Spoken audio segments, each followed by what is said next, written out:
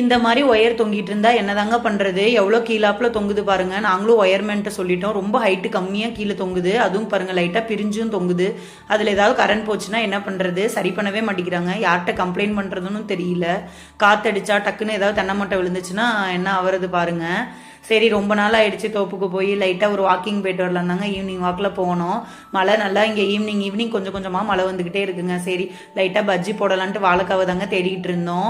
நல்லா வாழை மரம்லாம் நல்லா மழை பெய்யவும் இலையெல்லாம் ரொம்ப நல்லா பச்சை பசேன்னு இருந்துச்சுங்க.